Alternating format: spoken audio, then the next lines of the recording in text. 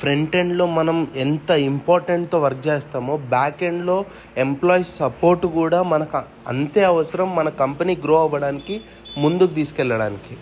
And last 1 వీక్గా factory restart అయిన తర్వాత ఎంత ఎఫర్ట్స్ పెడుతున్నామంటే టైంకి డెలివరీ ఇవ్వాలని, టైం ఎంత ఉందో కూడా తెలియట్లేదు.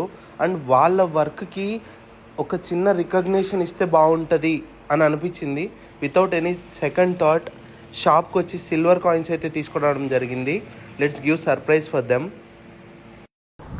నైట్ వర్క్ కంప్లీట్ చేసుకొని ఇంటికి వెళ్ళి మొత్తం సోఫా వర్క్ ఫినిష్ అయ్యే లోపల 2:30 అయింది, అరౌండ్ 2:30. ఇప్పుడు అరౌండ్ టైమ్ 1:20 కాబోతుంది. నేను ఫ్యాక్టరీకి 9 o'clock వచ్చిన.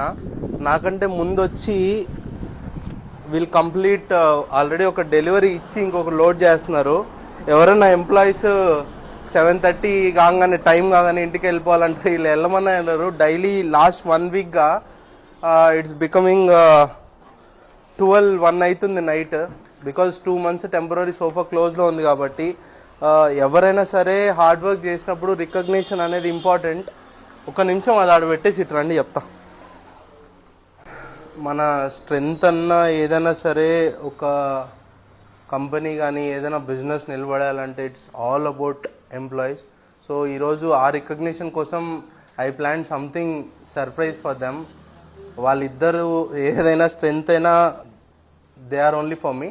సో ఒక చిన్న thing I plan for them, small gift from my side. ఇంట్లో వాళ్ళకి నేరే తీసుకొని పోయి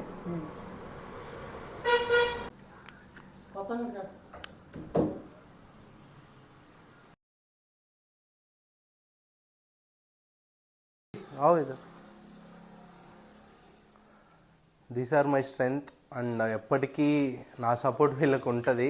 శివసాయి ఫర్నిచర్ ముందు నేను ఉంటే వెనక మొత్తం చూసుకునేది వీళ్ళే. ఆ రికగ్నిషన్ వీళ్ళకి కావాలి. అండ్ నా సైడ్ నుంచి ఒక చిన్న రిక్వెస్ట్ ఏంటంటే, ఇంటికి డెలివరీకి వచ్చినప్పుడు నాకు ఏదైతే రెస్పెక్ట్ ఇస్తారో అదే రెస్పెక్ట్ వీళ్ళకి కూడా ఇవ్వండి. Thank you so much.